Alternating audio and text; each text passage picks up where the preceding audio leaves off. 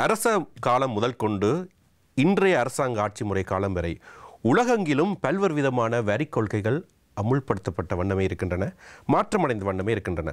அந்த வகையில் அண்மையில் இலங்கையில் கொண்டு வரப்பட்ட வரி கொள்கை பல்வேறு விதமான உள்ளார்ந்த அச்சம் மக்கள் மத்தியில் ஏற்பட்டிருக்கின்றது. அந்த வகையில் இன்றைய நிகழ்ச்சி வரி கொள்கை தொடர்பாக ஆராய இருக்கின்றது. அன்றைய அரச கால தொடக்கம் இன்றைய அரசாங்கங்கள் ஆளுகின்ற காலம் வரை உலகெங்கும் வரி கொள்கைகள் அவ்வப்போது மாற்றமடைந்தே வந்து கொண்டிருக்கின்றன. அந்த வகையில் அண்மையில் இலங்கையில் ஏற்படுத்தி கொண்ட இந்த வரி கொள்கைகள் தொடர்பாக பல்வேறு வாத பிரதிவாதங்கள் உருவாகி இருக்கின்றன. குறிப்பாக உள்ளார்ந்த அச்சம் மக்கள் மத்தியில் ஏற்பட்டிருக்கின்றன. அது சம்பந்தமாக இன்றைய நிகழ்ச்சி ஆராய இருக்கின்றது. இதை தெளிவுபடுத்துவதற்காக இங்கே துறை சார்ந்த பேராசிரியர் அவர்கள் வருகை தந்திருக்கின்றார். மீண்டும் ஒரு முறை நமக்காக நாம் நிகழ்ச்சியில் உங்களை சந்திப்பதில் மிக்க மகிழ்ச்சி. அந்த வகையில் கோபாலபிள்ளை அமிர்தலிங்கம் அவர்கள், இவர் சிரேஷ்ட பேராசிரியர், கொழும்பு பல்கலைக்கழகம், அவர் இங்கே வருகை தந்திருக்கின்றார். வணக்கம் ஐயா. வணக்கம் ப்ரோ. உங்களுக்கும் வசந்தம் நேயர்களுக்கும் என்னுடைய அன்பான வணக்கம். நிகழ்ச்சியில் முதலாவதாகவே சுருக்கமாகவே டேக்லைன் விஷயத்துக்கு போயிடலாம். இலங்கையின் வரி கொள்கை தொடர்பாக உங்களுடைய கருத்து என்னவாக இருக்கின்றது? நீங்கள் இந்த நிகழ்ச்சியை ஆரம்பித்த போது மன்னராட்சி காலத்திலிருந்து வரி இருக்கின்றன சொன்னீர்கள். திருவள்ளுவ பெருமான் கிட்டத்தட்ட 2000 வருஷத்துக்கு முதல் ஒரு குறள் சொல்லியிருக்கிறார். இயற்றலும் ஈட்டலும் காத்தலும் காத்த வகுத்தலும் வல்லதரசு. நீங்கள் உரிய வகையில் வரி வருமானங்களை பெறக்கூடிய வடிவங்களை தேடி கண்டுபிடித்து நீங்கள் வரியை சேகரித்து அதை பாதுகாத்து அந்த பாதுகாத்த வருமானத்தை உரிய வழியில் செலவழிக்க வேண்டும் என்று 2000 வருஷத்துக்கு முதலே சொல்லியிருக்கின்றார். ஒரு வரவு செலவு திட்டத்தை ஒரு 7 சொற்களுக்குள் இவ்வாறு உலகத்தில் யாரும் சொல்லியிருப்பார்களா என்பது அச்சம் என்ன இருக்கின்றது. இலங்கையில் உள்ள வரி முறைமை இது இந்த ஆண்டு ஏற்பட்ட பிரச்சனை அல்ல, கடந்த ஆண்டு ஏற்பட்ட பிரச்சனை இல்லை. இது ஒரு நீண்ட கால பிரச்சனை. 90ஆம் ஆண்டுகளில் இருந்து நீங்கள் பார்த்தீர்களா சொன்னால் எங்களுடைய வரி வருமானம் மொத்த உள்நாட்டு உற்பத்தியில் 19% இருந்து 22ஆம் ஆண்டு 7.3% வீழ்ச்சி அடைந்து விட்டது. உலகத்திலேயே மிக குறைவான வரி வருமானத்தை மொத்த உள்நாட்டு உற்பத்தியின் வீதமாக பிற நாடுகளில் ஒன்றாக இலங்கை இருக்கின்றது. பல்வேறுபட்ட பிரச்சனைகள் இருக்கின்றன. அந்த பிரச்சனைகள் கூடுதலாக பெருகி பெருகி பெருகி பெருகி பெருகி இன்று மிக மோசமான பொருளாதார நெருக்கடியை இலங்கை அனுபவிக்கின்றது. சர்வதேச நாணய நிதியத்தை நாங்கள் அணுகிய போது அவர்கள் சொன்ன நிபந்தனைகளில் மிக முதலாவது உங்களுடைய வரி வருமானத்தை 24ஆம் ஆண்டு வரும்போது அந்த 7.3 12.1% கூட்டுங்கள் என்று. அப்போ நீங்கள் 5% மொத்த உள்நாட்டு உற்பத்தியின் வீதமாக 5% கூட்டுவது என்பது சாதாரண விடயம் அல்ல. இலங்கை அரசாங்கம் உங்களுக்கு தெரியும் பல்வேறுபட்ட வரி சீர்திருத்தங்களை 23ஆம் ஆண்டு ஜனவரியிலிருந்து செய்து கூட இன்னும் சர்வதேச நாணய நிதியம் கொடுத்த இலக்கை எங்களால் எட்ட முடியவில்லை. அதாவது வரிசை யுகத்துக்கு சென்ற பின்புதான் இந்த மாற்றங்கள் சர்வதேச நாணய நிதியத்தின் நிபந்தனையின் அடிப்படையில் தான் ஏற்படுத்தி கொண்டனவா? நாங்கள் வரிசை யுகம் பெரிய பெரிய பற்றாக்குறை ஏற்பட்டு எங்களுடைய வெளிநாட்டு செலாவணி இல்லாமல் போன கட்டத்தில் தான் அந்த வரிசை யுகம் ஏற்பட்டு மிகப்பெரிய அரசியல் மாற்றம் கூட ஏற்பட்டது. ஆகவே அந்த கட்டத்தில் பல நிபுணர்கள் சொன்னவர்கள் ஐஎம்எஃபிடம் நீங்கள் போங்கள், அந்த உதவியை நாடுங்கள். ஐஎம்எஃப் என்பது உங்களுக்கு வெறுமனே ஒரு பணத்தை தர்ற நிறுவனம் அல்ல. ஐஎம்எஃபிடமிருந்து எங்களுக்கு வரப்போகிற தொகை வந்து $2.9 பில்லியன் 4 வருஷ காலத்துக்கு வரப்போகுது, 48 மாதங்களுக்கு. இப்போதே எங்களோட மத்திய வங்கியிடம் 4.5 பில்லியன் அளவான தொகை இருக்கின்றது. அப்போ ஐஎம்எஃபிட தொகை பெரிய விஷயம் அல்ல, 4 வருஷத்துக்குரியது. அது ஒரு 300 மில்லியன் ஏற்கனவே வந்து விட்டது, $300 மில்லியன். ஆனால் ஐஎம்எஃப்டைய நிபந்தனை என்னன்னு சொன்னால் உங்களுடைய பிரச்சனைகளை அடையாளம் கண்டு உங்களுடைய வரி பிரச்சனையாக இருக்கிறது, அரச நிறுவனங்கள் நட்டத்தை மிகப்பெரிய அளவில் ஏற்படுத்தி கொண்டிருக்கின்றன, அதை குறையுங்கள், வரி வருமானத்தை அதிகரியுங்கள், ஒழுங்கான வழிவகைகளை செய்யுங்கள், பல்வேறுபட்ட நிபந்தனைகளை ஐஎம்எஃப் சொல்லுது. அப்படி செய்தால்தான் எங்களுடைய உதவி உங்களுக்கு கிடைக்கும் என்று. அப்போ உள்நாட்டு வெளிநாட்டு கடனை குறைக்கும்படி அவர்கள் சொல்லுகிறார்கள். அதை நாங்கள் மறுசீரமைப்பு என்று சொல்லலாம். அப்போ உள்நாட்டு கடன்களை எப்படி குறைப்பது, வெளிநாட்டு கடன்களை எப்படி குறைப்பது என்று சொன்னால் இப்போ அதில் 3 விஷயம் இருக்கின்றது. உங்களிடம் நான் ஒரு 10 லட்சம் ரூபா கடன் வாங்கியிருக்கிறேன் என்று சொன்னால் இப்பொழுது நான் உங்களிடம் சொல்லுகிறேன் எனக்கு 10 லட்சத்தை திருப்பி தர இயலாது, நான் 5 லட்சம் தருகிறேன், அதுக்கு நீங்கள் ஒத்துக்கொள்ளணும். அடுத்தது நான் சொன்னது ஒரு 10% வட்டி தர்றேன்ட்டு, இப்போ நான் சொல்கிறேன் எனக்கு 5% வட்டியாக தரலாம்ன்ட்டு. 2வது விஷயம். 3வது எங்களோட ஒப்பந்தம் என்னன்னு சொன்னால் நான் ஒரு 5 வருடத்துக்குள்ளே இதை திருப்பி தருவேன் அல்லது 2 வருஷத்துக்குள்ளே திருப்பி தருவேன். இப்பொழுது நான் சொல்லுகிறேன் நான் 5 வயதுக்கு அப்புறம் காலம் தாங்கணும். அப்போ தொகையை குறைக்கணும், வட்டியை குறைக்கணும், காலத்தை நீடிக்கணும். இவ்வளத்தையும் செய்தால் எங்களுடைய பட்டுக்கடன் குறையும் என்று IMF எதிர்பார்க்குது. இவங்களுக்கு வெளிநாட்டிலையும் நான் கடன் பெற்றிருக்கிறோம் அந்நிய செலாவணியில், உள்நாட்டில் கடன் பெற்றிருக்கிறோம் எங்களோட ரூபாயில். இந்த உள்நாட்டு வரி வருமானம் குறைந்தபடியால் தான் நாங்கள் உள்நாட்டில் இவ்வளவு கடன் பெற்றிருக்கிறோம். வெளிநாட்டிலிருந்து வர வேண்டிய அந்நிய செலாவணி குறைவாக இருக்கிறபடியாக தான் நாங்கள் வெளிநாட்டிலேருந்து கடன் வாங்குகிறோம். அப்போ இந்த வகையில் வெளிநாட்டு கடன் தந்தவர்கள் சொல்லுகிறார்கள், நாடுகளும் தனிநபர்களும் உள்நாட்டில் இந்த வேலையை செய்யுங்க ஃபர்ஸ்ட்டாக. அப்போ நாங்கள் EPF கொஞ்சம் மறுசீரமைப்பு நடவடிக்கை எடுத்துருக்கிறோம். இல்லை அப்படியானால் அந்த அரசாங்கத்துக்கு தெரிவு செய்யப்பட்ட இலக்கு ஒன்று இருக்குது, அந்த திரைசேரிக்கு அடைய வேண்டிய இலக்கு. அது அடைந்த பிற்பாடு இந்த வரி சுமை குறைகிறதுக்கு வாய்ப்புகள் இருக்கு. அப்படி தான் அரசாங்கம் சொல்லுகின்றது. உதாரணமாக சொல்ல போனால் நான் சொன்னேன் உங்களிடம், இந்த 7.3% இருக்கின்ற மொத்த உள்நாட்டு உற்பத்தியில் 7.3% இருக்கின்ற வரி வருமானத்தை 12.1 ஆக சொல்லி 24ஆம் ஆண்டு ஆக சொல்லி IMF சொல்லுது. அப்போ அதுக்கு அரசாங்கம் முயற்சிக்குது. அதனால தான் 36% அதி உச்ச எல்லை அபிவிருத்தி அடைந்த கனடா, டென்மார்க் போன்ற நாடுகளுக்கு நிகராக அந்த வருமான வரி தனிநபர்கள் நிறுவனங்கள் மீதான வருமான வரியை 36% அரசாங்கம் கொண்டு சென்றார். ஆனால் மேற்கத்திய நாடுகளை பொறுத்தவரையில் அவர்களுடைய வருமானம் என்பது அதிகம். அங்கே மக்களுடைய வருமானம் என்பது மிக குறைவு, ஆனால் வரி என்பது மிக அதிகமாக இருக்கின்றது. அதனால் பாரிய சுமை அல்லவா? அதனால தான் குறிப்பாக தொழிற்சாலை நிபுணர்கள், வைத்தியர்கள், பொறியியலாளர்கள், பல்கலைக்கழக பேராசிரியர்கள், IT துறை சார்ந்தவர்கள் எல்லாம் நாட்டை விட்டு வெளியேறுகிறார்கள் என்று அவர்களுடைய வரி சுமை அதிகமாக இருக்கின்றது.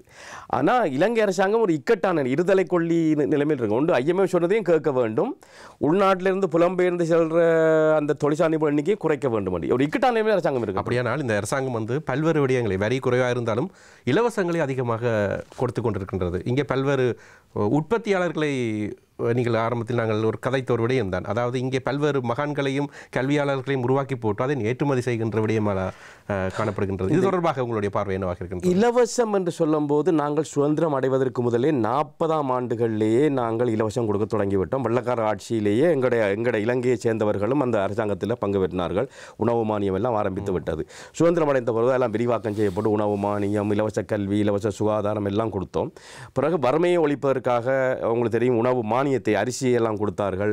அது பிறகு உங்களுக்கு தெரியும் உணவு முத்திரைகள், ஜனசவிய சமுர்த்தி. ஆனால் இன்று வரைக்கும் எங்களால் வறுமையை குறைக்க முடியவில்லை. என்ன காரணம் என்று சொன்னால், இலங்கையில் உள்ளவர்கள் கூடுதலாக இலவசத்தை எதிர்பார்க்கிறார்களா, அரசாங்கங்களும் தொடர்ச்சியாக பதவிக்கு வருவதற்காக இலவசங்களை அள்ளி வீசி தேர்தலில் வெல்ல முற்படுகின்றன கட்சிகள் என்ற கேள்விக்கு நாங்கள் பதிலளிக்க வேண்டும். அரச உத்தியோகஸ்தங்கள் கூட இங்கே சுமையாக காணப்படுகின்றன. இது ஒரு முக்கியமான பிரச்சனை. எல்லோரும் சொல்லுகிறார்கள் அரச ஊழியர்கள் எண்ணிக்கை குறைவாக இருக்கின்ற. ஏன் எண்ணிக்கை கூடுதலாக இருக்குன்னு சொல்லி, ஏன் கூடுதலாக இருக்குன்னு சொன்னால் உங்களுக்கு தெரியும், அரசு துறைக்கு பலர் தங்களுடைய தகுதி அடிப்படையில், மெரிட் பேஸில், தங்களுடைய கல்வி தகமை அடிப்படையில், பட்டங்கள் அடிப்படையில் நேர்முக பரீட்சை எழுதி அல்லது வேறு பரீட்சை எழுதி நேர்முக தோற்றி வருகிறார்கள். இது ஒரு வகையான குறிப்பினர்.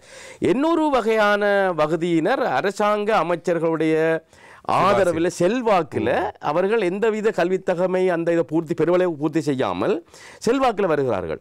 அப்போ நீங்கள் எல்லாரையும் நீங்கள் ஒரே வகுதிக்குள் கொண்டு வந்து விட்டு கிட்டத்தட்ட 1.5 மில்லியன் அரசு ஊழியர்கள் இருக்கிறார்கள். அப்போ இதுக்கு யார் பொறுப்பு? ஒன்று தகுதி அடிப்படையில் வந்தவர்கள் இருக்கிறார்கள், தகுதி இல்லாத அல்லது குறைவாக அரசு செல்வாக்கில் வந்தவர்கள் இருக்கிறார்கள். அப்போ நீங்கள் எல்லாரையும் கொண்டு போட்டு விட்டு அரசு துறை பிரச்சாருக்குன்னு சொல்லுவது நியாயமல்ல. அரசாங்கத்துறை இல்லாமல் நாடு இயங்க இயலாது. அரசாங்கத்துறை எங்களுக்கு தேவை. ஆனால் இந்த அரசாங்கத்துறையை பால்படுத்துறது யார் என்று சொன்னால், இதில் நீண்ட காலமாக இந்த பிரச்சனை, இந்த அரசாங்கம் என்று சொல்ல இயலாது. நீண்ட அரசாங்கமே அமைச்சர்கள் தங்களுடைய தேர்தல் வெற்றிக்காக தங்களுடைய செல்வாக்கை கூட்டிக் கொள்வதற்காக செய்கிறார்கள். அப்போ இந்த நிலைமை மாற வேண்டும். அப்படி படிப்படியாக செய்தால் இந்த அரசு துறை பொருளாதாரத்துக்கு சுமையா இருக்காது. அரசாங்க சுமை தொடர்பாக பல்வேறு விடயங்கள் கூறினீர்கள்.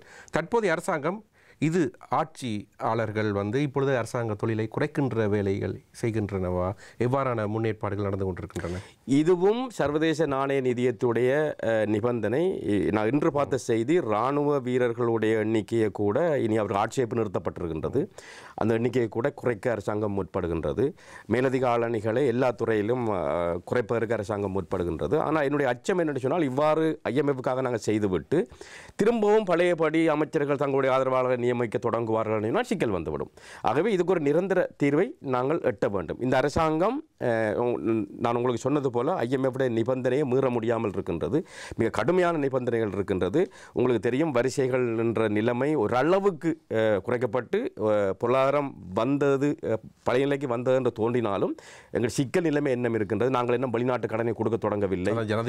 அந்த நிலைமை இருக்கின்றது. அந்த நிலைமை இருக்கின்றது. இதை கண்டிப்பாக விதித்தாக வேணும், இல்லாட்டி மீண்டும் நாங்கள் வரிசை யுகத்துக்கு சென்று விடுவோம். அப்படி சொன்னாலும் அதே மாதிரி பணவீக்கம் குறைந்தது, மக்களுடைய கேள்வி குறைஞ்சிருக்கின்றது, இன்வெஸ்ட்மெண்ட் பழையபடி வரல, எங்களுடைய ஏற்றுமதியில் பிரச்சனை இருக்குது, இறக்குமதியில் பிரச்சனை இருக்குது. நாங்கள் தொடர்ச்சியாக அந்த ஊழியச் சரிவான உற்பத்திகளான தேயிலை ஆடைகளை ஏற்றுமதி செய்து கொண்டு இருக்கலாது. தாய்லாந்தை போல, தென்கொரியாவை போல, தாய்வானை போல, வியட்நாமை போல நாங்கள் தொழில்நுட்ப ரீதியான பொருட்கள், தொழில்நுட்ப சரிவான பொருட்களை இதனுடைய முக்கியத்துவத்தை பற்றி கொஞ்சம் விலாவாரியாக எனக்கு சொல்லுங்கள். உண்மையை சொல்ல போனால் உங்களுக்கு தெரியும், நாங்கள் ஒரு தேயிலையை ஏற்றுமதி செய்கிறோம் என்று சொன்னால் அதுக்கு ஒரு கிலோவுக்கு 4000 ரூபா கிடைக்கும். அந்த ஒரு கிலோவை நீங்கள் பெறுவதற்கு 3-4 மாதங்கள் காத்திருக்க வேண்டி வரும். விவசாய பொருட்களை நீங்கள் இலகுவாக குறுங்காலத்தில் உற்பத்தி அதிகரிக்கலாது. அடுத்த ஆடைகள்லேயும் உங்களுக்கு தெரியும், துணிகளை இறக்குமதி செய்து ஆடைகளை ஏற்றுமதி செய்கிறோம். எல்லாத்துக்கும் ஒரு கால வரையறை என்று. அப்போ எங்களுடைய ஏற்றுமதி எல்லாம் விலை குறைந்த பொருட்கள், அத்தியாவசியமான பொருட்கள் அல்ல. இப்போ ஆடைகளை ஒருத்தர் 50-100 சேருன்னு வாங்க மாட்டார். தேயிலையே நீங்கள் ஒரு நாளைக்கு 100 டீ குடிக்க மாட்டார்கள். ஆனால் நாங்கள் இறக்குமதி செய்கிற பொருள் எல்லாம் விலை கூடிய பொருட்கள். அது தொலைபேசிகளாக இருக்கலாம், தொலைக்காட்சிகளாக இருக்கலாம், கணனிகளாக இருக்கலாம், வாகனங்களாக இருக்கலாம். அப்போ இதெல்லாம் நாங்கள் இறக்குமதி செய்வது இப்பொழுது ஜப்பான் அமெரிக்காவிடம் இருந்து மட்டுமல்ல, தாய்லாந்திலிருந்து இறக்குமதி செய்கிறோம், மலேசியாவிலிருந்து நாங்கள் இறக்குமதி செய்கிறோம். எலக்ட்ரிக் பொருட்கள் எல்லாம் வியட்நாமிலிருந்து இறக்குமதி செய்கிறோம். இந்த பொருட்கள் எல்லாம் விலை கூடியவை. அப்போ நீங்கள் ஏற்றுமதி செய்கிற பொருட்கள் மலிவானவை, உங்களுக்கு வர்ற அந்நிய செலாவணி குறைவாக இருக்குது. ஆனால் வெளியேறி செல்கிற அந்நிய செலாவணி அதிகமாக இருக்குது. ஆனால் அண்மை காலங்களில் பார்த்தால் அயலில் இருக்கின்ற, அதாவது எங்களுடைய நட்பு நாடுகள் கூட இப்போ பிராந்திய வகையில் அவர்கள் மேக் இன் இந்தியா திட்டம் மூலமாக பல்வேறு அபிவிருத்திகளை கொண்டு வரார்கள். வியட்நாம் என்பது அதிகமான ஏற்றுமதியாளராக மாறிவிட்டார்கள். South Korea, Taiwan, Singapore, Malaysia. இன்னும் நாங்கள் ஏன் இவர்களுடன் ஒரு போட்டியாளனாக நாங்கள் ஏற்றுமதி துறையில் நுழையவில்லை? எங்களுக்கு நல்ல ஒரு வாய்ப்பு இருந்தது. நாங்கள் பொருளாதாரத்தை தாராளமயப்படுத்திய போது 1977ஆம் ஆண்டு எங்களை சுற்றியுள்ள நாடுகளான இந்தியா, சீனா, பாகிஸ்தான், பங்களாதேஷ், நேபாள் எல்லாம் மூடப்பட்ட பொருளாதார கொள்கையை கொண்டிருந்தன. ஆனால் எங்களுக்கு இருந்த வாய்ப்பை மிக குறுங்காலத்தில் ஏற்பட்ட யுத்தம் தடுத்து விட்டது. அதனால் எங்களுக்கு அந்நிய செலாவணி, அந்நிய முதலீடுகள்லாம் பெருமளவுக்கு வராமல் போய்விட்டது. ஆனால் அந்த தவறுகளை நாங்கள் அந்த விட்டவற்றை திரும்ப பெறக்கூடிய நிலைமைக்கு ஏற்ற மாதிரி நாங்கள் எங்களுடைய கல்வி முறையை மாற்ற வேண்டும், ஆட்சி செயல்முறையை மாற்ற வேண்டும். அது நிச்சயமாக செய்தால் நான் நினைக்கிறேன் மிக குறுங்காலத்தில் உங்களுக்கு வெறுமனே கொள்கை மட்டும் இருந்தால் போதாது. நாங்கள் கொள்கை வேணும், திட்டம் வேணும், அதை செயற்படுத்த வேணும். அப்போ அது ஒரு தொடர்ச்சியாக இருக்க வேணும். ஒரு வருஷத்தில் நாங்கள் ஒரு கதைச்சிட்டு அடுத்த வருஷம் அதை தொடராவிட்டால் எங்களுக்கு நீண்ட காலத்தில் பிரச்சனை ஏற்படும். ஆகவே எங்களுடைய அந்த வரி முறைமைகள் ஒழுங்காக இருக்க வேண்டும், ஊழல்கள் குறைக்கப்பட வேண்டும், ஆட்சி செயல்முறை நிலையாக இருக்க வேண்டும். அப்படி இருந்தால் ஏனைய நாடுகளோடு ஒப்பிட்டு எங்கள் நாட்டுக்கு முதலீடுகள் வரும். என்றால் இந்த நாடுகள் எல்லாமே வளர்ச்சியடைந்தது காரணம் முதலீடுகள், அந்நிய முதலீடுகள். எங்களுக்கு அந்த அந்நிய முதலீடு குறைவாக இருக்கின்றது. ஏன்னா அதுக்குரிய வழிமுறைகளை நாங்கள் ஏற்படுத்தி கொடுக்க வேண்டும். உங்களுக்கு தெரியும், ஃபோர்ட் சிட்டி இருக்கின்றது. அந்த திட்டம் ஒழுங்காக வெற்றி பெறுமாயிருந்தால், நாங்கள் ஒழுங்கான முறையில் அந்த ஆட்சி செயல்முறை அமையுமாயிருந்தால் நிச்சயமாக அந்நிய செலாவணி வர வாய்ப்பு இருக்கின்றது. இலங்கை மிக விரைவாக இந்த ஊழியச் சரிவான உற்பத்தியில் இருந்து தொழில்நுட்ப சரிவான உற்பத்திக்கு மாற வேண்டும். அதுக்குரிய வசதிகளை அரசாங்கம் செய்து கொடுக்க வேண்டும். தனியாருக்கு ஒரு உரிய பங்கு இருக்குது. அங்கே எங்களுடைய அயல் நாடு இந்தியா ஒரு கிட்டத்தட்ட ஒரு 32 கிலோமீட்டர் இடைவெளி இருக்கின்றது. அவர்கள் கூட மாநில அளவில் அதிகமாக போட்டியாளராக இருக்கின்றார்கள். அண்மையில் கூட ஒரு நிகழ்வை பார்த்தேன். உலக பொருளாதார நிபுணர்களை அழைத்து, பொருளாதார மாநாட்டை அழைத்து அதில் நிறைய முதலீடுகளை தங்கள் மாநிலங்களுக்கும் நாட்டுக்குள்ளும் கொண்டு வருகின்றார்கள். இலங்கை போன்ற ஒரு முக்கியமான முக்கியத்துவம் வாய்ந்த அமைவிடத்தில் இருக்கின்ற நாடு ஏன் அவ்வாறான விடயங்களில் அதிகமாக ஈடுபாடுகளை காட்டவில்லை? உண்மையிலே சொல்ல போனால் நாங்கள் ஒரு தீவாக இருக்கிறோம். அது எங்களுக்கு மிகப்பெரிய அட்வான்டேஜ், ஒரு அனுகூலமாக இருக்கின்றது. எங்களுக்கு எந்த நாடோடையும் எல்லை இல்லை.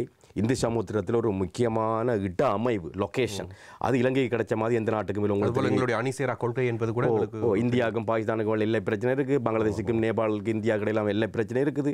ஆனால் அவர்கள் இந்தியாவில் உங்களுக்கு தெரியும் ஆட்சி நிலையாக இருக்குது. இப்போ மீண்டும் 3வது தேர்தலையும் பிரதமர் நரேந்திர மோடி வரக்கூடிய வாய்ப்பு பிரகாசமாக இருக்குது. ஆகவே அங்கே நிலையான ஆட்சி இருக்கின்றது, கொள்கைகள் நிலையாக இருக்கும். ஆனால் எங்களுக்கு தெரியும், உங்களுக்கு தெரியும், காலத்துக்கு காலம் அங்கே ஆட்சி மாற்றம் அடைகின்றது. இலங்கையில் தொடர்ச்சியாக ஒவ்வொரு 5 வருஷத்துக்கும் ஆட்சி மாற்றம் அடைஞ்சு கொண்டு இருந்தால் ஒரு கொள்கையை நிலையாக உங்களால் கடைப்பிடிக்க முடியாது.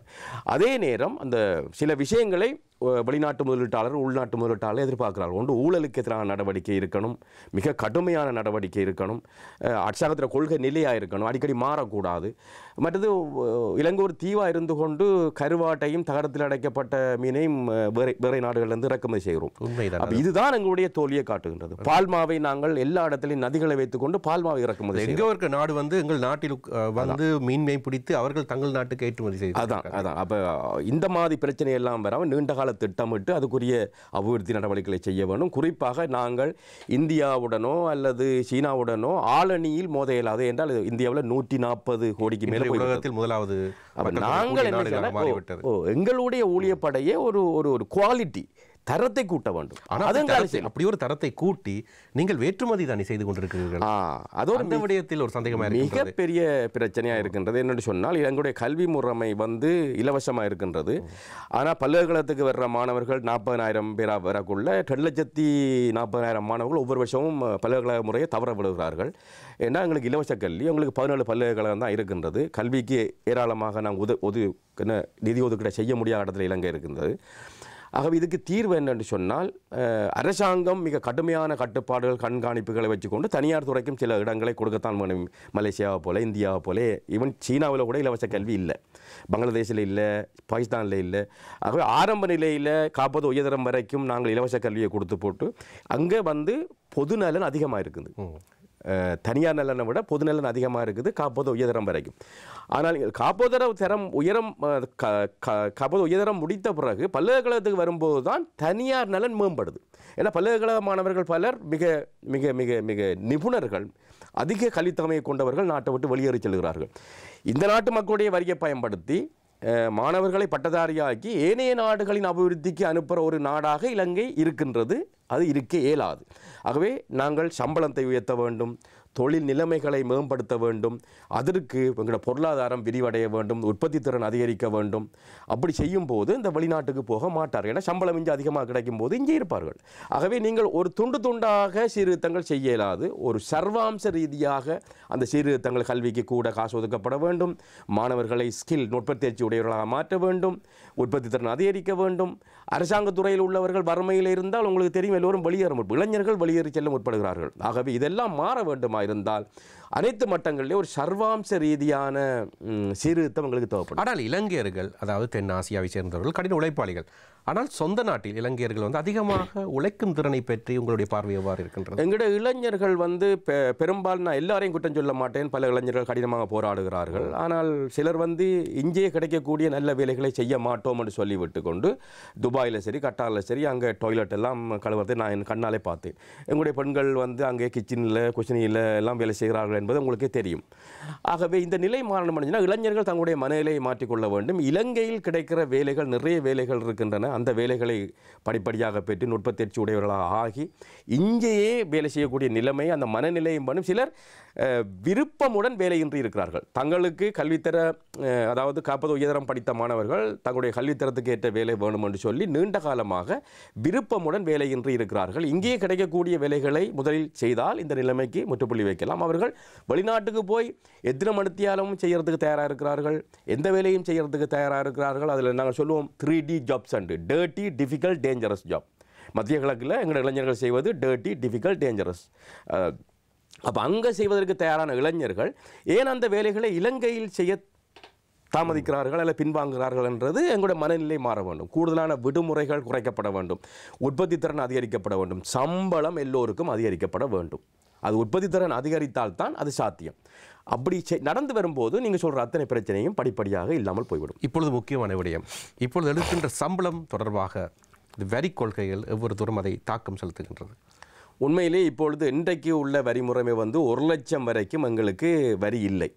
1 லட்சத்துக்கு மேலே நீங்கள் 41,000 ஒவ்வொரு 41,000 கூடிக்கொண்டு இருக்குமா இருந்தால் உங்களுடைய வரி வீதம் வந்து கூடிக்கொண்டு இருக்கு. 41,000 1 லட்சத்துக்கு இல்லை, 1,41,000 சொல்லக்குள்ள உங்களுக்கு தெரியும். ஒரு உதாரணம் 8 வீதம் சொன்னால் 1,41,000 சம்பளம் எடுக்கிறவருக்கு எவ்வளவு? அந்த 41,000க்கு அவர் வந்து 4 வீதம், அடுத்த 41,000க்கு 8 வீதம், அப்படி 41,000 கூடி போய் ஒரு 3 லட்சத்துக்கு மேலே போறவருக்கு 3,41,000க்கு போறவருக்கு 36 வீதம் கட்டணும். அப்படியானால் 5 லட்சம் சம்பளம் எடுப்பவர் 1 லட்சத்தை கழிக்கணும்.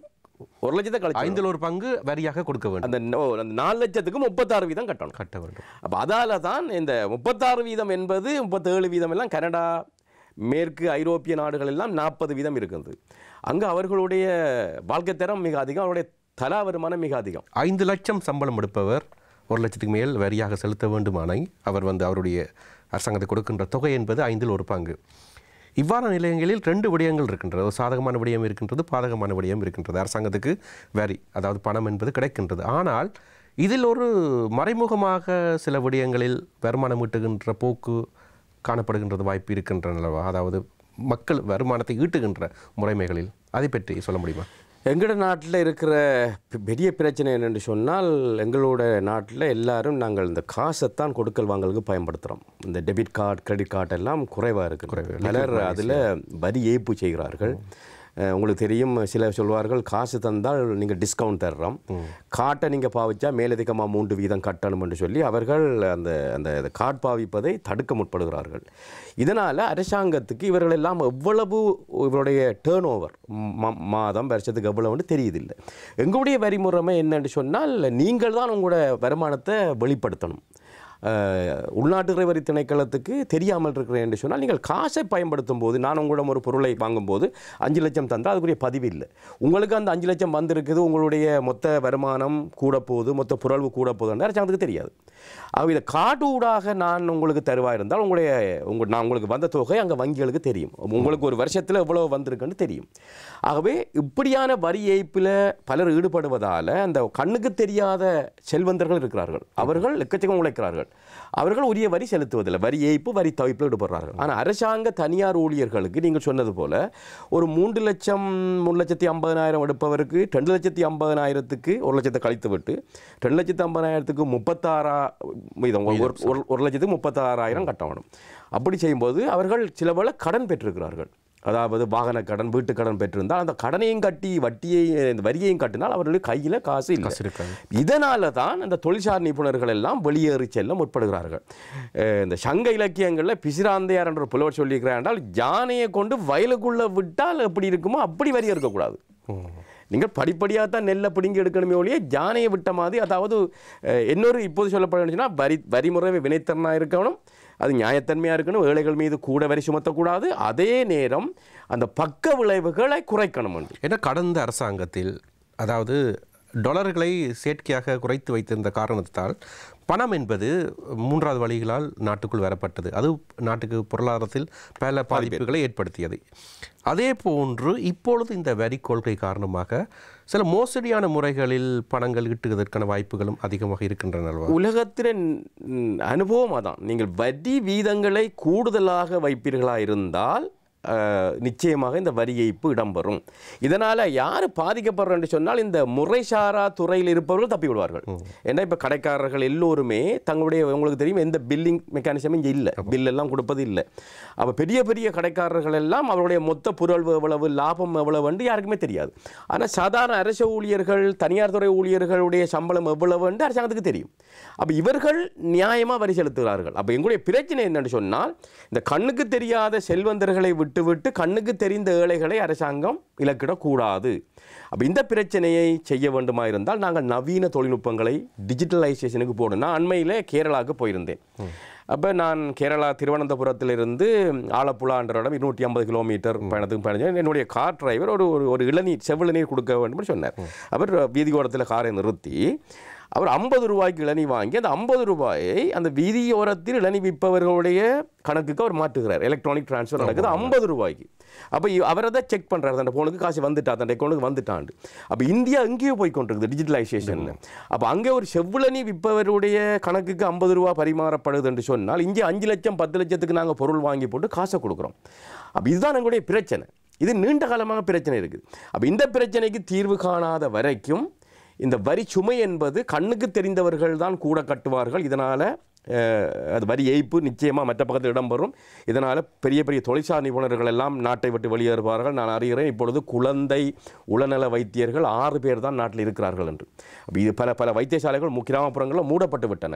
பல்கலைக்கழகத்தில் உள்ள இளம் விரிவுரையாளர்கள் மேற்படிப்புக்காக சென்றவர்கள் எல்லாம் வருவதில்லை, திரும்பி வருவதில்லை, எல்லோரும் ராஜினாமா செய்கிறார்கள்.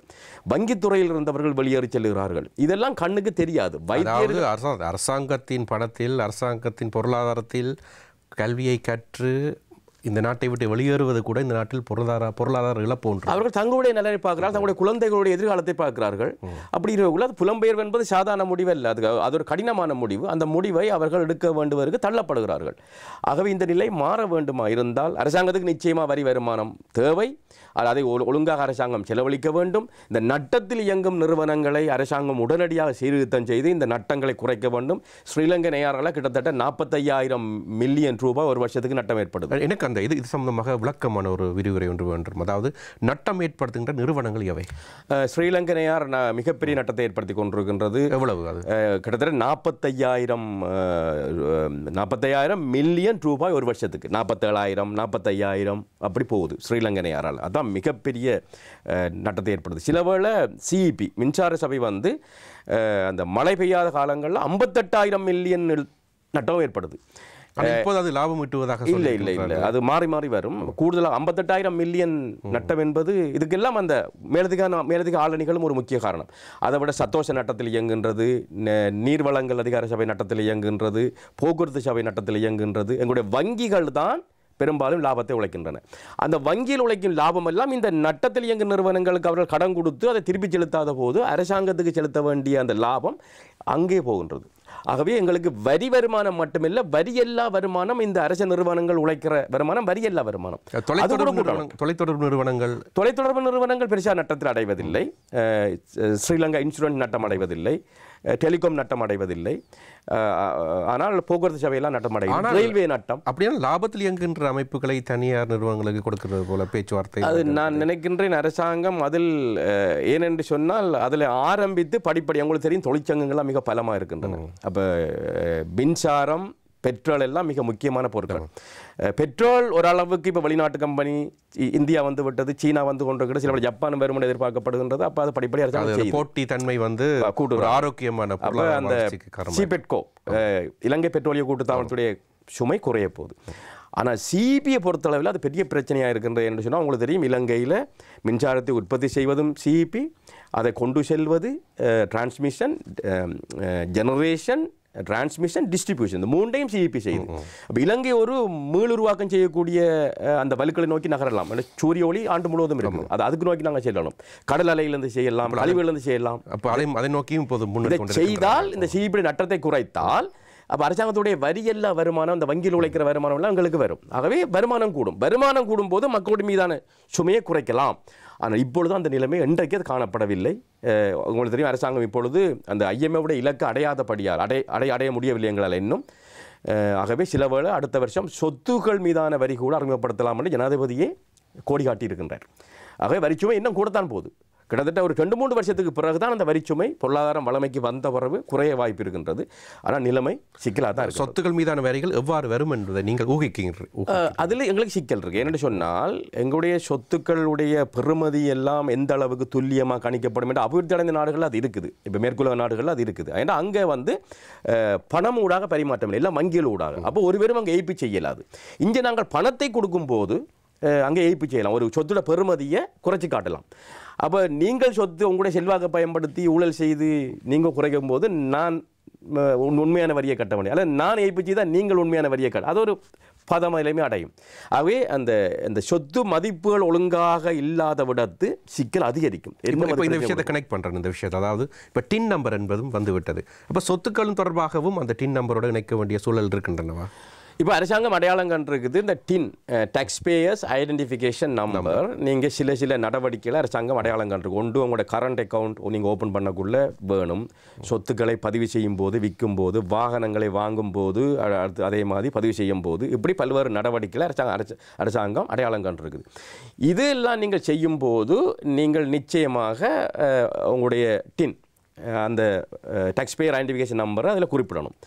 இதில் வாகனங்களில் பிரச்சனை வராது, கரண்ட் அக்கவுண்ட் உண்மையிலே அது நல்ல விஷயம் என்னென்று சொன்னால் இந்த செக் ஊடாகத்தான் நிறைய பரிமாற்றங்கள் நடக்கும். அப்போ அது அரசாங்கத்துக்கு ரெக்கார்டு இவ்வளவு இல்லை.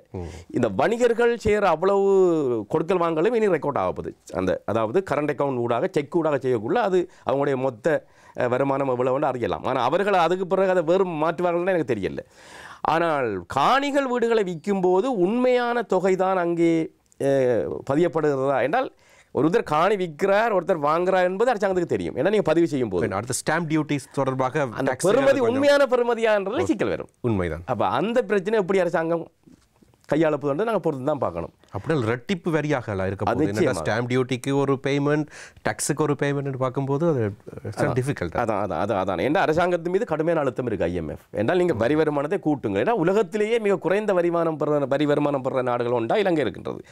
ஏன்னா இதுக்கு வரி ஏய்ப்பு தான் காரணம். ஆனால் இவ்வளோ அழுத்தங்கள் சாதாரண பொதுமக்களை பாதிக்கப்படும் போது இந்த நாட்டில் இந்த பொருளாதார வீழ்ச்சிக்கு இந்த ஊழல்வாதிகளும் ஒரு காரணம்.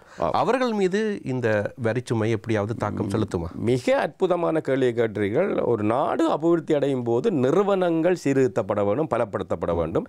தென்கொரியாவில் 3 ஜனாதிபதிகள் ஊழல் குற்றச்சாட்டுகளுக்காக சிறை சென்றார்கள். ரோட்டேகு, ஷுண்டுஹுவான் அண்ட் லீ என்ற 3 பேர். அப்போ எங்கள் நாட்டில் அது பலவீனமாக இருக்கின்றது. அரசியல்வாதிகள் எல்லாம் தப்பி விடுகிறார்கள். அப்போ அதை நாங்கள் வலுப்படுத்த வேண்டும். அடுத்தது நான் இன்னொரு நாட்டை உங்களுக்கு உதாரணமாக சொல்ல வேணும். கொலம்பியான்ற ஒரு நாடு மிக மோசமான வரிமுறையை கொண்டிருந்தது. ஒரு புதிய அரசாங்கம் வந்து அவர்கள் மிக கடுமையான சீர்திருத்தங்களை செய்து அவர்கள் முதல் எங்கே செய்தார்கள் சொன்னால் அந்த போக்குவரத்து போலீஸாரை கை வைத்தார்கள். அங்கிருந்து ஊழல் ஆரம்பித்து அரசியல்வாதிகள் அமைச்சின் செயலாளர்கள் அங்கே கைது செய்யப்படும் போது தொலைக்காட்சிகளில் லைவ் டெலிகாஸ்ட் கொடுத்தார்கள். இன்றைக்கு உலகத்திலேயே ஒரு உன்னதமான வரி கட்டமைப்பு கொண்ட நாடுகளில் ஒன்றாக கொலம்பியா இருக்கின்றது, ஜோர்ஜியா இருக்கின்றது. ஜோர்ஜியா அப்போ எங்களுக்கு செய்ய இயலாதண்டு இல்லை, செய்யலாம். ஜோர்ஜியா சிறந்த அனுபவம். அப்போ ஆனால் அரசாங்கம் அதுக்கு உங்களுக்கு வில்லிங்னஸ் விருப்பம் மட்டும் இருந்தால் காணாது. நீங்கள் தான் செயற்படுத்தணும். You must act. ஏனென்றால் இங்கே சாதாரண ஆப்பக்கடை வைத்திருப்பவன் மீது வரி கொள்கை பாயும். ஆனால் ஊழல் செய்து நாட்டை விட்டு தப்பியோடியவர்கள் மீது இந்த தாக்கங்கள் அதிகமாக. அவ்வாறு செய்யும் போது உண்மையிலேயே எல்லோரும் தண்டிக்கப்பட்டு நிலைமை அந்த தூய்மையாக்கப்படும் போது மக்கள் எல்லோரும் அதற்கு ஆதரவு கொடுப்பார்கள். இப்பொழுது மக்கள் நினைக்கிறார்கள் தங்கள் மீது அளவுக்கு அதிகமான வரிச்சுமை சுமத்தப்படுகிறது, அரசியல்வாதிகள் தப்பி விடுகிறார்கள் என்று. அந்த நிலைமை மாற்றம் அடைய வேண்டும். மக்கள் நினைக்க வேண்டும் இது எங்களுடைய நாடு, இந்த வரி பணமெல்லாம் எங்களுக்கு தான் வருது, ஆகவே நாங்கள் வரி செலுத்த வேண்டும் என்று. அதுக்கு வரி ஏய்ப்பு, வரி தவிர்ப்பு குறைக்கப்பட வேண்டும். சார், இப்போ இந்த ஃபிக்ஸ்ட் டிபாசிட் தொடர்பாக ஒரு சந்தேகம் இருக்கின்றது. அது தொடர்பாக வரி கொள்கை எவ்வாறு இதில் பாதிக்கப்படுகின்றது? உங்களுக்கு தெரியும், எங்கள் நாட்டில் சேமிப்பு கணக்கில் அல்லது நிலையான வைப்பில் நீங்கள் பணத்தை வச்சிருந்தால் அந்த வட்டிக்கு 5% வித்ஹோல்டிங் டேக்ஸ் இருக்குது. அது யாரும் எல்லாரும் கொடுக்கத்தான் வேணும். நீங்கள் அந்த வட்டிக்கு 5% வித்ஹோல்டிங் டேக்ஸ். ஆனால் அதாவது இந்த இடைப்பட்ட காலத்தில் கடந்த ஆட்சியில் திடீரென 24% வட்டி கொடுப்பதாக கூறி பலர் வந்து ஃபிக்ஸ்ட் டிபாசிட்டில் பணத்தை வைப்பிட்டார்கள். இப்பொழுது அந்த பெர்சன்டேஜ் வந்து குறைச்சி கொண்டு போயிட்டு 9%, 8% இருக்கின்றது. இங்கிருந்து அந்த விடயத்தை எப்படி அவர்கள் தொடர்புபடுத்துகின்றார்கள்? அவர்கள் இப்போ நீங்கள் உங்களுக்கு தெரியும், கடனை குறைந்த வட்டியில் பெற்று அல்லது அந்த 26%, 27%க்கெல்லாம் வைப்பிட்டார்கள். இப்பொழுது உங்களுக்கு தெரியும் அவள் எவ்வளோ காலத்துக்கு போட்டிருக்காங்க, 1 வருஷம் 2 வருஷத்துக்கு அதை போட்டு இருந்தால் அதை புதுப்பிக்கப்படும் போது இந்த புதிய வீதம் தான் வரும். அப்போ நீங்கள் இப்போ என்ன வீதம் இருக்குதோ அந்த வீதம் தான் கொடுக்கப்படும். அது உண்டு. ஆனால் அவர்கள் எந்த நிலையும்படி அவர்களில் வட்டிக்கு அது என்ன வட்டி எடுத்தாலும் 5% பிடித்து வைத்தல் வரி வித்ஹோல்டிங் டேக்ஸ் எல்லோரும் கொடுத்தே ஆகணும். நீங்கள் ஒரு 1000 ரூபாய் வங்கியில் போட்டு உங்களுடைய சேமிப்பு கணக்கில் இருந்தால் கூட ஒவ்வொரு நாளைக்கும் அந்த வட்டி கணக்கிடப்பட்டு மாத முடிவில் தான் உங்களோட கணக்கில் வர வைக்கப்படும். கண்டிப்பாக 5 ரூபாய்க்கு 5 நாளைக்கு பிறகு நீங்கள் எடுத்தால் கூட அந்த வித்ஹோல்டிங் டேக்ஸ் இருக்குது. ஆனால் இதில் ஒரு சிக்கல் என்னன்னு சொன்னால், எல்லோரும் அஞ்சப்படுவது என்னென்னு சொன்னால், இப்போ வயோதிபர்களில் காசில் கணக்கில் எல்லாம் நிலையான வாய்ப்பு இருக்குது, அந்த வட்டிக்கெல்லாம் அரசாங்கம் வரி விதிக்குமாண்டு. ஆனால் அப்படி இல்லை. என்னென்னு சொன்னால், இப்போ ஒருத்தர் 1 லட்சத்துக்கு மேலே சம்பளம் பெறார் இருந்தால் அவர் ஒரு வரி செலுத்துனராக வந்துவிட்டார். அவர் வரி செலுத்துனர் அடையாளம் காணப்பட்டிருக்கார். அவருக்கு வங்கியில் இருக்கிற நிலையான வைப்பிலிருந்து ஒரு 50,000 ரூபா மாதம் வருமாக இருந்தால் அந்த 50,000 ரூபாயையும் இவருடைய வருமானத்தில் சேர்க்கணும். உங்களுக்கு ஒரு 5,000 அனுப்புகிற அந்த போகல நீங்கள் சேர்த்து அதுக்கும் வரி கட்ட வேண்டும். நீங்கள் சம்பளம் மட்டுமில்லை, அந்த 50,000 உங்களுக்கு வருமானம் அதில் கேட்குறாங்க. உங்களுக்கு சம்பளம், வட்டி வருமானம், வாடகை வருமானம், பங்குலாபம் வருமானம், சொத்து வருமானம் என்ன இருந்தாலும் நீங்கள் அதில் போட்டு அந்த மிச்ச தொகையை கட்டி ஆகணும். இன்னொரு வயோதிப தம்பதி மகன் அல்லது மகள்மார் வெளிநாட்டில் இருந்து ஒரு குறிப்பிட்ட தொகையை அவர்கள பேரில் இங்கே வைப்பிட்டு அந்த வட்டி எடுத்து சாப்பிட்டு கொண்டிருக்கிறார்கள். பலர் மத்திய கிழக்கு கணவன்மார் இங்கே மனைவி பிள்ளைகள பேரில் நிலையான நாட்டில் அந்த போக்கு காணப்படுகின்றது. அப்போ அதுக்கு அரசாங்கம் வரி விதிக்க இயலாது. என்னென்று சொன்னால் இப்போ ஒருத்தர் இங்கே சம்பளத்தில் 1,50,000 எடுக்கிறவர் வரி செலுத்துகிறார், அவருக்கு 50,000 ரூபா ஏனைய வட்டி வருமானம் வருது, அவர் அதுக்கும் வரி செலுத்தணும். ஆனால் இன்னொரு வயோதிப தம்பதிக்கும் 50,000 இல்லை 60,000 ரூபா வட்டி வருதுன்னு சொன்னால் அதுக்கு அரசாங்கம் வரி விதிக்க இயலாது. என்னென்னு சொன்னால் அந்த காசு அவங்க உழைச்ச காசு இல்லை, அது வெளிநாட்டிலிருந்து வந்த காசு. அப்போ புலம்பெயர்ந்த தொழிலாளர்கள் அனுப்புகின்ற காசுக்கு அது இப்படித்தான். இப்போ புலம்பெயர்ந்த தொழிலாளர்கள் அனுப்புகிற காசுக்கு எந்த வரியும் இல்லை, வரும்போது அதுக்கு வரி இல்லை, அரசாங்கம் விதிப்பதில்லை. ஆனால் அது வங்கியில் இருந்து அவர்கள் நிலையான வைப்பில் எல்லாம் வச்சு அதை எடுத்து செலவழிக்கக்குள்ள சேமிப்பு கணக்கு அல்லதுன்னா அதுக்கு வித்ஹோல்டிங் டேக்ஸ் வரும். ஆனால் அப்படியானால் சில தவறுகள் நடக்கிறதுக்கு வாய்ப்பு. எப்படி தவறு? மூன்றாம் பண உண்டியல் மூலமாக பண பரிமாற்றங்கள் அது கொண்டு செய்யலாது. ஆனால் அவர்கள் அந்த காசை உண்டியல் ஊடாக பெற்று இல்லை முக்கியமான விஷயம் என்னன்னு சொன்னால் வரும்போது அதுக்கு இது காசு இல்லை, எந்தவித கட்டணமும் இல்லை. ஆனால் அவர்கள் இங்கே நிலையான வைப்பில் வச்சிருந்தா தான் சேமிப்பு வைப்பிலையோ இல்லை அவர் அடுத்த நாள் எடுத்தாலும் நம்மளுக்கு வட்டி இல்லை. நீங்கள் வங்கியல் ஊடாக அவர்கள் அதை அடுத்த நாள் பெற்று விடுவார்கள் சொன்னால் அவர் அந்த காசை எடுத்து விட்டால் அவங்களுக்கு வட்டி இல்லை. வைத்து நிலையான வைப்பிலையோ சேமிப்பிலையோ வைத்து எடுக்கும்போது 5% கொடுக்கணும்.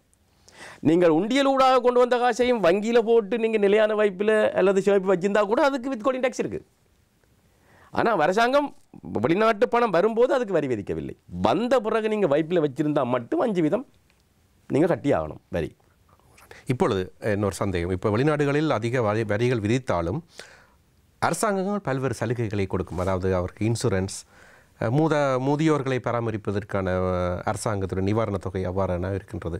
இங்கே இவ்வளோ வரிகளை எடுத்தும் அது திருப்பி மக்களுக்கு செல்கின்ற வாய்ப்பு இருக்கின்றனவா? அது இலங்கையில் மட்டுமில்லை, எல்லா அபிவிருத்தி அடைந்து வரும் நாடுகள்லையும் அந்த பிரச்சனை இருக்குது தான். இப்போ உங்களுக்கு தெரியும், மேலை நாடுகளில் உள்ள அந்த சுகாதாரம் அது மிக பலமாக இருக்கின்றது. அவர்கள் ஓய்வு பெறும் வரைக்கும் மிக கடுமையான வரியை செலுத்துகிறார்கள், 40% செலுத்துகிறார்கள். இப்போ டென்மார்க், சுவிட்சர்லாந்து போன்ற நாடுகள்லாம் 40%. ஆனால் அவர்கள் ஓய்வு பெற்று அவர்களுக்கு தேவைப்படும் போது மருத்துவ தேவையெல்லாம் தேவை அரசாங்கம் அங்கே வருகின்றது. அந்த அபிவிருத்தி அடைந்து வரும் நாடுகளில் அந்த நிலைமை இல்லை. நீங்கள் வரி செலுத்த வேணும், ஆனால் அதுக்கு உங்களுக்குரிய பயன் வருமா என்றால் இல்லை, நிச்சயமாக இல்லை. எங்களுக்குரிய காப்புறுதிகள் எல்லாம் ஒழுங்காக இல்லை. அந்த வரி செலுத்துபவர்கள் நாளைக்கு அவர்களுக்கு ஏதாவது மருத்துவ தேவை வந்தால் அவர்கள் தனியார் வைத்தியசாலைக்கு போகும்போது அவர்களுடைய பாக்கெட்டில் இருந்து தான் அந்த காசு கொடுக்க வேண்டி வரும்.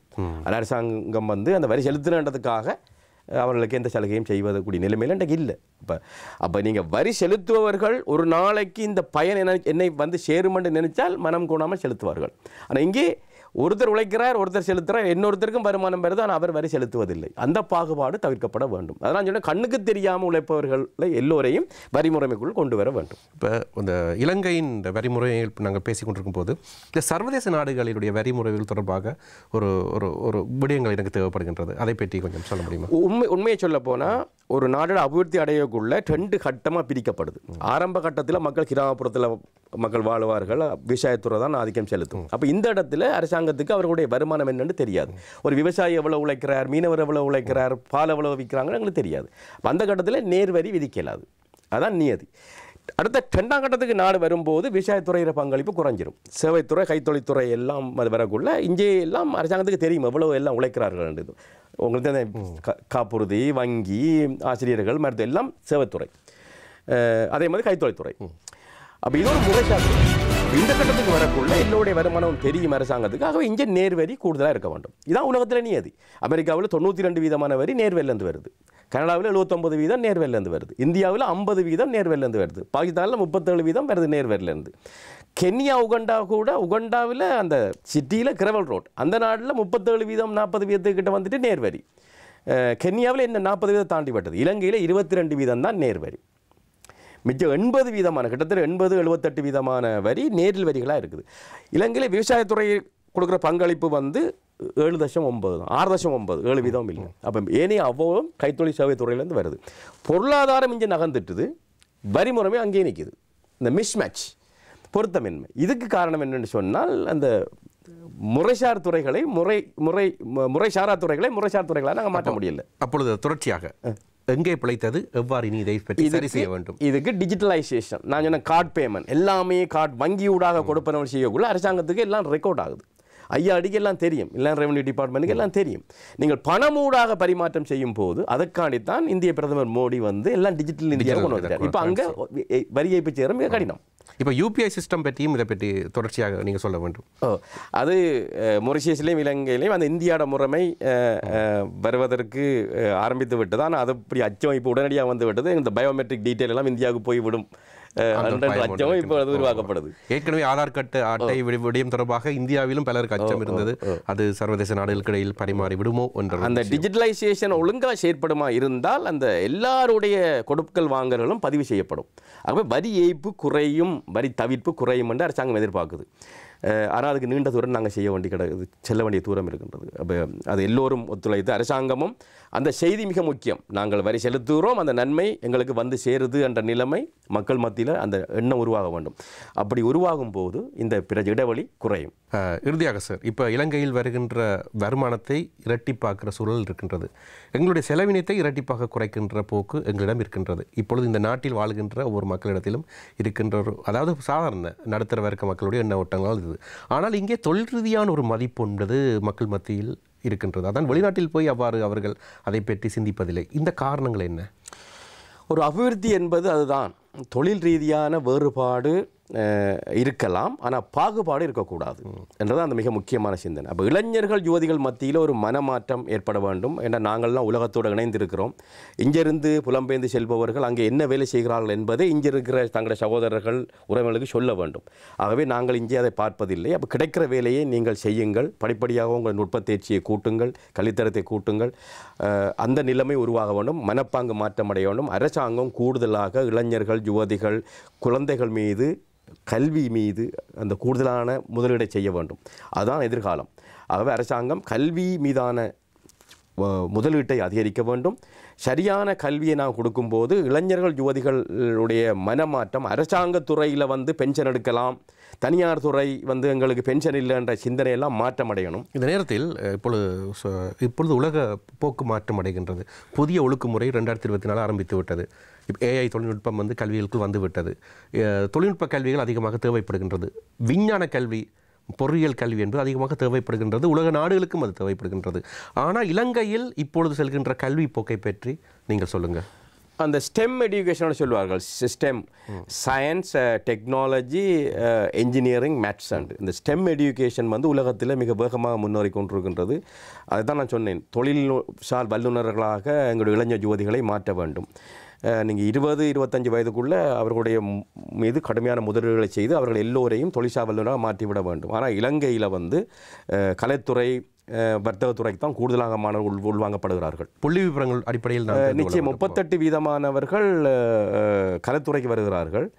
ஆனால் அவர்களுக்குரிய வேலைவாய்ப்பு மருத்துவத்துறை ஐடி படிப்பவர்களுக்கெல்லாம் 100-90, என்ஜினியரிங்கெல்லாம் ஒரு 80 இருக்குமா இருந்தால் இவர்களுக்கு உரிய வேலைவாய்ப்பு 68-60 தான் இருக்கின்றது. வேலைவாய்ப்பு குறைவாக இருக்கின்றது. ஆகவே அந்த ஸ்டெம் எஜுகேஷனுக்கு இலங்கை போகணும். Science, technology, engineering, maths and உலக நாடுகளில் அது மிக வேகமாக முன்னேறி கொண்டிருக்கின்றது. ஆகவே இலங்கை தன்னுடைய கல்வி கொள்கையை மாற்ற வேண்டும், மிகப்பெரிய சீர்திருத்தம் வேணும். காப்போது உயர்தரத்துக்கு பிறகு பல்கலைக்கழகத்தை வச்சுக்கொண்டு அரசாங்கம் வந்து ஒரு 44,000 பேருக்கு மட்டும்தான் நாங்கள் சீட் கொடுப்போம்ன்றதை மாறி தேவைப்பட்ட மாணவர்களுக்கெல்லாம் அரசாங்கம் கடன் கொடுக்க வேண்டும். கடன் கொடுத்தால் எந்த தாய் தகப்பனும் சொல்ல இயலாது, பிள்ளைகள் சொல்லி அங்கிட்ட காசு இல்லைண்டு. பல நாடுகளில் அது இருக்குது. அவர்கள் வேலை எடுத்து கட்டுவார்கள். அப்போ தாய் தகப்பனுக்கு எந்த சுமையும் இல்லை. அப்போ நாங்கள் அந்த பல்கலைக்கழகத்துக்கு உள்நுழையிறவர்கள் எண்ணிக்கையை கூட்டலாம். நீங்கள் இலவசம் என்று இந்த பல்கலைக்கழகத்தை வைத்திருப்பீர்களாக இருந்தால் 44,000 பேர் அரசாங்கம் தான் தீர்மானிக்க போது நீங்கள் என்னவா போகணும்னு சொல்லி. அது 60க்கு ஓகே, 50ஆம் ஆண்டுக்கு ஓகே, 60ஆம் ஆண்டுக்கு ஓகே, இன்றைக்கு 24க்கு அது சரி வராது. ஏன்னா உலகத்தை நோக்கி தான் நாங்கள் போகணும். எங்களுக்கு ஏற்ற மாதிரி நாங்கள் ஒரு கொள்கையை சொல்ல இயலாது.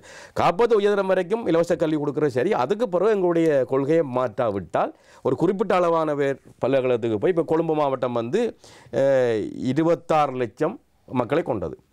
ஆனால் ஒரு பல்கலைக்கழகத்துக்கு இலங்கையில் உள்ள புகழ் வாய்ந்த பல்கலைக்கழகம் ஒன்று இருக்கிறது கொழும்பில், நான் பேரையும் சொல்லலாம், மருத்துவ பல்கலைக்கழகத்தில் 220 மாணவர்கள் தான் போகிறார்கள். ஆகவே இதுங்களுக்கு காணாது. ஆகவே இந்த பல்கலைக்கழகத்துக்கு செல்கிற மாணவர்களுடைய எண்ணிக்கையை அதிகரிப்பதாக இருந்தால் அதுக்குரிய திட்டங்கள் சரியாக வகுக்கப்பட வேண்டும். நாட்டு மக்களுடைய அங்கீகாரமும் அதுக்கு தேவை. அரசாங்கமும் மக்களும் சேர்ந்ததை செய்யணும். ஒரு தனிநபர் எல்லாம் அதை செய்ய இயலாது. அப்படி செய்தால் தான் இந்த நாடு அடுத்த கட்டத்துக்கு போகும். நன்றி சார். இந்த இடத்தில் பல்வேறு விடயங்களை நீங்கள் தெளிவுபடுத்தியிருக்கிறீங்க. இறுதியாக இந்த வரி கொள்கை, இந்த வரியை பற்றி மக்களுக்கு சுருக்கமாக இந்த நமக்காக நாம் நிகழ்ச்சியில் நீங்கள் கூறிவிடுங்கள். வரி உண்மையாக ஒரு இறமை உள்ள அரசாங்கம் வந்து வரி சேகரிப்பதற்கு அந்த அந்த இறமை துணையாக இருக்கின்றது. நிலைமை உங்களுக்கு தெரியும், நாடு ஒரு வரலாறு காணாத நெருக்கடிக்குள்ளே போய் வந்திருக்கின்றது. ஆகவே மக்களுக்குரிய சுமை எண்ணம் குறையல் என்ற ஒரு ஆதங்கம் இருக்கின்றது. அரசாங்கம் மீண்டும் மீண்டும் வாக்குறுதி அளிக்கின்றது, மிக விரைவில் உங்களுடைய வரி சுமையை குறைப்போம் என்று. எல்லாம் நாங்கள் ஒரு சாதகமாக நினைப்போம். ஆகவே இந்த நெருக்கடியான காலகட்டத்திலிருந்து நாங்கள் விடுபட வேண்டிய தேவை இருக்கின்றது. அரசாங்கமும் இந்த மக்களுடைய சுமையை மிக குறுகிய காலத்துக்குள்ள குறைப்பதற்கு நடவடிக்கை எடுக்க வேண்டும். அதான் என்னுடைய வார்த்தை. எனவே இன்றைய நிகழ்ச்சி உங்களுக்கு பயனுள்ள நிகழ்ச்சியாக அமைந்திருக்கும் என்று நம்புகின்றோம். மற்றொரு நிகழ்ச்சியில் உங்களுடன் சந்திக்கும் வரை நன்றி, வணக்கம்.